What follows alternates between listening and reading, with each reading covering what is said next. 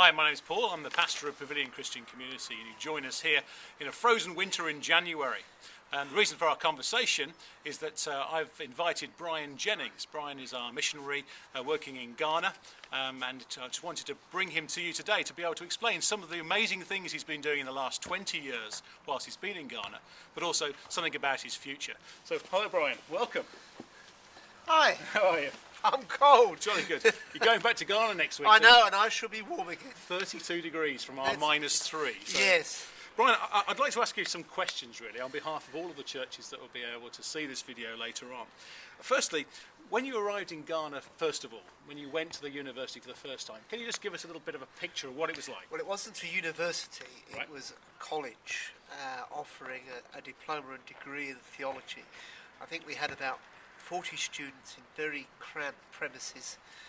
Sometimes when you went to class, you had to chase out the chickens and goats before you could start teaching. Excellent. and it's changed, so you've got a bigger student body now? We've got a much bigger student body. We moved from our small premises in the suburbs of Accra out to a 33-acre site just about 15 miles outside of the centre of Accra, which is the capital of Ghana. And we've got some wonderful classroom facilities and dormitories. We now have about 160, 170 students. And how many were there when you first started? 40. Oh wow, that's a massive increase. It's a massive increase. And your involvement with the students directly, what is your involvement with them on a day-to-day basis? On a day-to-day basis, for many years I've basically been doing classroom teaching in philosophy, ethics, theology and religions. Now my role has changed rather. I help the students get through their final year projects. They either have to write a dissertation or reflect on some experiential learning in their ministry situation. And both of those are really very challenging. So I leave that part of the degree. But you're still connected to the students once they leave the university, I know, aren't you? You're still having relationships with them and hearing about the wonderful things that they're doing through the work that you've done with them. That's right, yes. I continue. It's a wonderful situation. We have one guy who's based in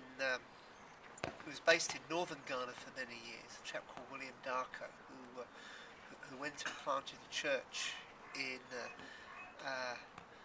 one of the towns in northern Ghana and began to reach into unchurched communities. He then began to send us the Timothys from those churches, and we've got one guy who recently graduated, Abu Bakari, and it looks like he's about to send us another Timothy. That's amazing. Sadly, William's not involved in that ministry anymore. So it's continually growing, and a lot of it's because of the relationships that you have, that's I guess. right, yes. So what are the people that you've been educating? What are their roles now in Ghana or in West Africa? It varies a great deal. We obviously most of our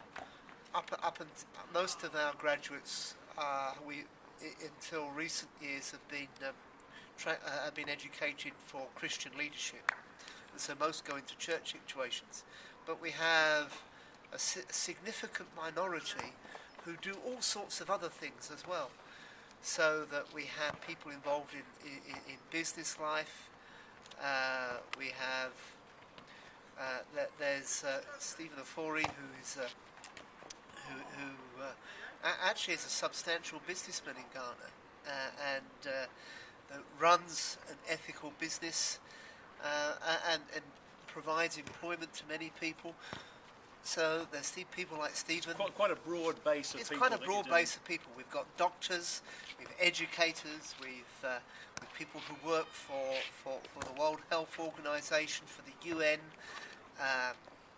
So it's a very we're beginning not we're in society at large and not only in the church. That's amazing. But you've been there 20 years. Yep. A lot of people at 20 years would be thinking, oh, enough of this, I'm not excited. But I still see excitement in you. So what is it that this year that you're heading out for? What is 2010 particularly going to be bringing, God going to be bringing through you, Brian, in Ghana? My role is changing. I'm beginning to work with the institution, looking at ways that we can improve the quality of what we do for our students, in the way that we test them, the ways that we teach, in the ways that we deliver courses. The college, Ghana Christian University College, also has a partnership with another institution, Baki Graduate University, that's seeking to equip leaders for the great metropolitan centres of the world, including those in Africa. And the cities of Africa are growing like topsy. And people are flooding into Accra and to Kumasi and to Lagos and to the other great cities of Africa every day from the rural areas. And the church has to be equipped to meet that great influx. And in many ways, what happens in the cities determines what happens elsewhere. So do you see your major role then as an equipper of the churches? You had your doctorate 2 years ago, yes. So that's given you a bigger position to work from. That's right, yeah, I'd say as an equipper of the churches, yeah. Well, Brian, it's fantastic that you've been able to spend this time with us, and I know you're flying back tomorrow. Yes. So from minus whatever it is, 3 here today, to 31 degrees would be yes. fantastic. Just to say, as we close today, as a church, as part of the Fellowship of the Church of Christ, we've been able to support Brian for most of those 20 years, and we're looking forward to continue to do so. All of those 20 years. All of those 20 years. I've only been here 6. So it's been a blessing to us, and I think I would encourage all of you to think about how you can support both prayerfully and in other ways Brian's ministry. So thank you very much, and thank you, Brian. God bless you, and goodbye.